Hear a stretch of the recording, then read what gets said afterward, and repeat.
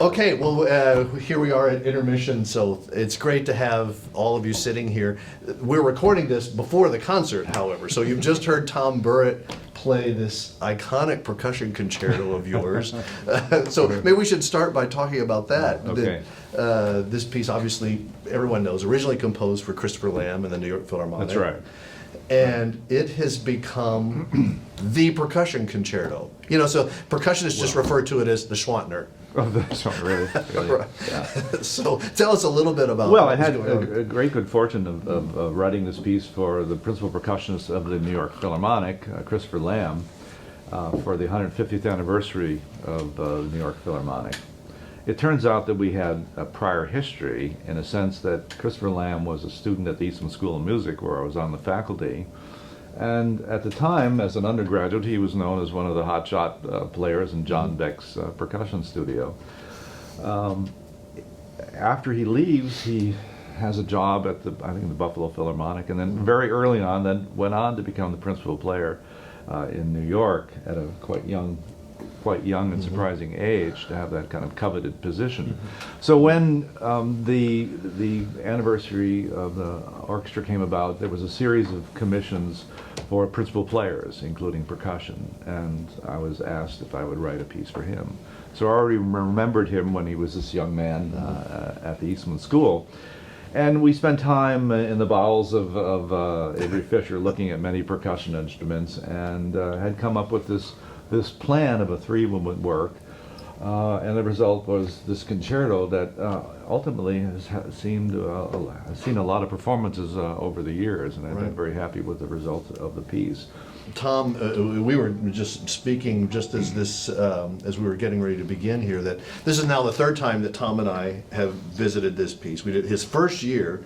He was brand new on the faculty here, and so we did it 15 years ago. Is it Fall already of been? 2001. Right. Really, that long? Yeah. Yes, And that then we long ago. were able to do it in Hong Kong a couple of years ago, and now here. And as the audience has just heard, he just plays the absolute whammy out of the piece. So, but what? Well, can I ask him a question? Yeah, go ahead. So that's quite a long period of time. How has the piece changed for you in any ways in terms of your own thinking about your part and how you engage the ensemble? And Yeah, I think maybe it hasn't. I don't know. But. No, it has some. I didn't memorize the whole thing the first time. There just wasn't time. Right. Moving here, coming here, and boom, we're going to do this concert. But I think this time I put an effort to actually kind of internalize it in a much more deep way, and I think that really changes things.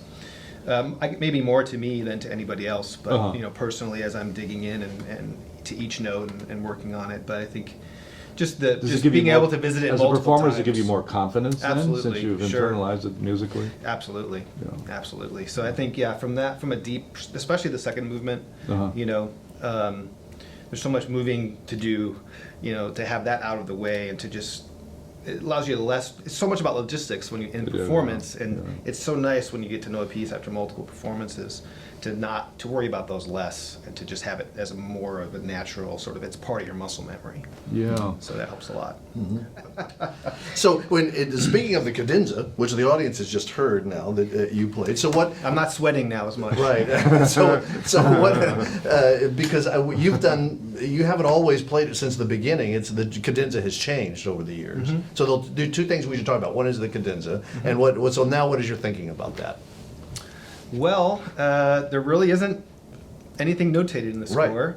No. So I think your effort, at least my effort, has always been to do my best to try to reinforce important rhythmic motives. So that's my first goal, is to sort of not play them absolutely perfectly, but to give, just to build on the many interesting rhythmic ideas that are presented in the work, and then also to be careful about the overall form of it.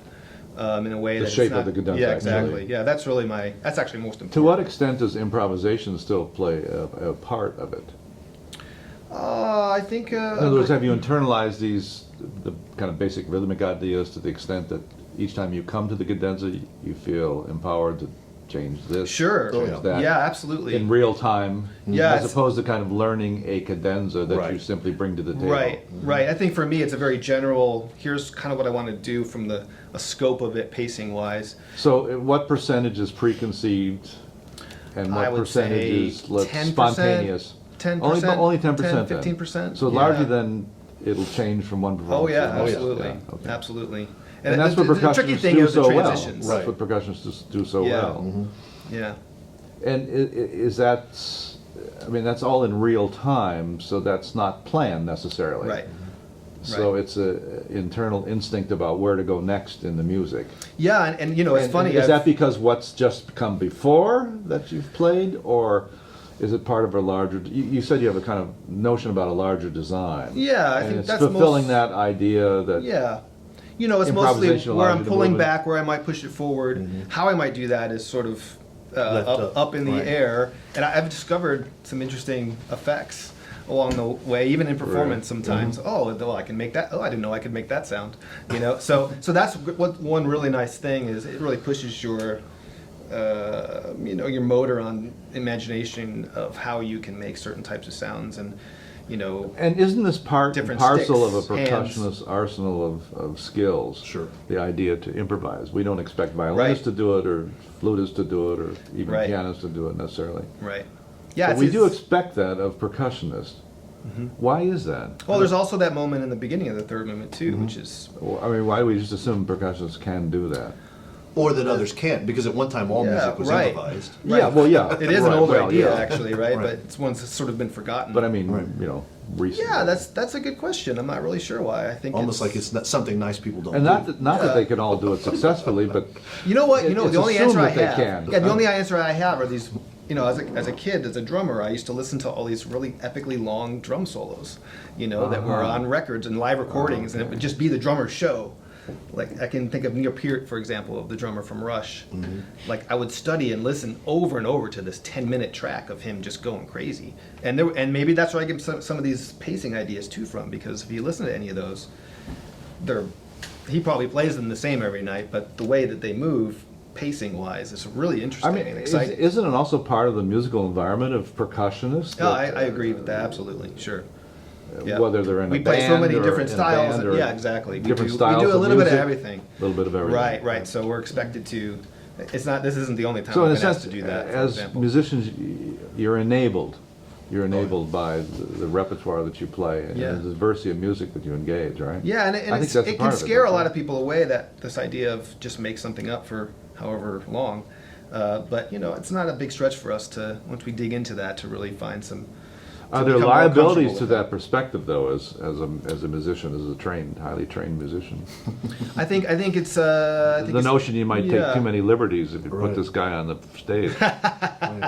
Yes, absolutely. There are definitely those dangers. But, Speaking So I of- mean, I'm not saying that there is, but But it wondering. bleeds over into you were talking about the beginning of the third movement, Yeah. and you're very specific. You asked for a specific instrument, Yeah. and percussionists who will have just seen this are saying, "What is that? What is he playing?" Because that's not the shaker. You know, he's supposed to be throwing that in the air. And, so can you talk about what you did? And Yes, that's so great. I did use the shaker the first time. We Right. performed it in my travels to China specifically over the past several years. I ran across this very interesting instrument made of bamboo called the kuebon, which I just saw someone playing there in a music school, and had never seen it before. And there's not even much you can find online about it, believe it or not. And so I immediately after the session went to him and said, "Can you show me this? This is amazing," because it just sort of blew my mind. And he taught me how to play it a little bit. It's Really? very difficult to play. And I said, "Where do you get one? I want to buy one now." And he goes, "It's only in my hometown. Can you get it?" What? And I'm like, Really? "Well, where's that?" "It's very far from here," is all he would say. So Oh my God. that was where it sort of stopped for a second, and I was like, oh, kind of disappointed. And then he just turned them over to me. Really? And he literally just said, Please. "Take these." Oh, that's fantastic. And you have to accept that That's a gift great there. story. Right. You That's a know? great And story. so the ones I use today are his. And I haven't been able to find them, but one place in Hong Kong where I bought 2 extra sets just in case No something kidding. happens to these. Right. So it's Explain the instrument specifically. How yeah, it's so made and- it's similar to a clave, and you cut bamboo in half. In the right hand, there's 2 different sounds. Well, there's one way to play in the right hand, and they are inverted, so you clack one against the other, and you can cup your hand to get a deeper sound, I like you see, can a I clave. see. Uh-huh. The left hand's completely different. It's made up of a series of shorter, similar-sized pieces of bamboo with coins in between.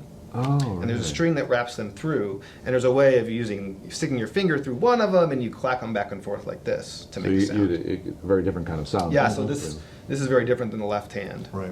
So coordinating them is very difficult, but it's a really unique and interesting sound. The person that gave them to you, what was he doing with them? How was he playing He was them? part of a traditional Chinese ensemble Okay. at the school I was visiting at the time. And they gave a little demonstration to the group that I was with. Was that music improvised as well?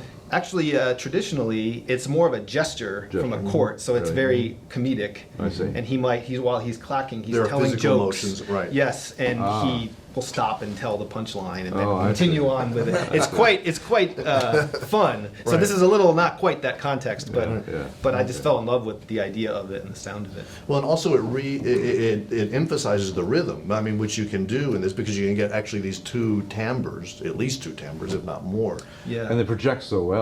Yeah. Yeah, and the in idea a of large it. space. Well, what I think you meant in that part of the piece, Yeah. and with the use of timbales and the drum parts and shaker days, is this idea of world music, Right. And Yeah. bongos and Right, just right, how right. we delve into that world, Yeah. and so that's the connection of this. This is all part of that, hopefully in the same way. Right. One part of the piece that I didn't consider that might have been interesting was to allow your compatriots, compatriots, to also improvise. And there isn't any of that in the piece. But on the other hand, it's focused on the soloist Right. for that duty. But that certainly could have worked out musically, I think. When I'm thinking about it later, there might have been opportunities in the work to allow that to happen as well. Whether Yeah. this kind of interplay, kind of competition amongst the Right. percussionists would have been Right. would have been fun. It is truly. It's like, and I don't know why this is that there are so many Schwantner works that become these iconic pieces. But we talked about and the mountains rising nowhere. I And don't so know. many of these pieces that are Help. these landmark pieces. And then we're getting ready to close the concert with yet another one of those. You know, it's New Morning for the interesting World. that you picked these pieces because these are my most performed works, actually. Yeah, I have lots of pieces that people are not aware of that maybe I would hope would get more performances. But in any case, these are the three, I guess, that seem to get the most play. Yeah. And the last work, of course, New Morning for the World, is an important work in my repertoire because of the nature of the texts that were engaged by powerful words of Martin Luther King. Right, and we'll be speaking about that with Robert Freeman in just a moment Yeah, during the good. course of the concert. Good. But what sort of difficulties were there in being able to access the text? Were there difficulties, or was it? Well, I spent an entire summer researching Martin Luther King's life and was able to cull from over a decade of his life what I felt were important themes. The I Have a Dream, there's this famous I Have a Dream Right. speech. Actually, for King, it was a theme of his. Right. And you see it in many remarks of his. Impromptu remarks to protesters on the march to Montgomery, Alabama, as well as more formal addresses. And I remember speaking with Coretta Scott King, who narrated the work with the Indianapolis Symphony, which was an extraordinary experience in my life. I remember coming into the orchestra. The plane was late, and they were rehearsing, and I could see her on the stage narrating the piece. As I got closer to her, I could see she was narrating it from the score. And usually when non-musicians narrate the work, it's a text, Sure. and they wait for cues from the conductor. And when I got up to meet her, she was actually narrating it from the score. And I says, I'm astonished that you're doing this.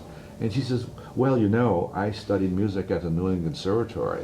And I met Martin in Boston, who was a theological student then. And she was a soprano, and she studied voice. And she said to me, Mr. Schwantner, the orchestra took a break, and would you stand next to me while we rehearse the next part of the piece? And I said, I'd be happy to.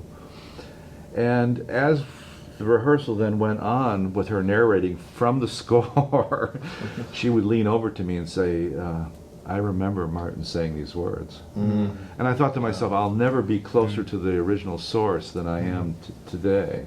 And then after the performance, she said, You know, this was back in the 80s. My life is very complicated. I'm sometimes in 3 cities having to address various organizations in support of my husband's work. And she says it's really unlikely that I can spend several days with an orchestra, you know, narrating your piece. So she never did do it again. It was only that one time. But I'll always remember that experience. That was incredibly meaningful to me, and it was quite a special moment in my life, for sure. Well, we're looking forward to the performance here with Donnie Ray Albert, and it's great to have you here yet again. Thank you. Back in Texas one more time, and Thank Tom's you. spectacular on the percussion concerto. So thank you both very much. Thank you. Appreciate it. Bet.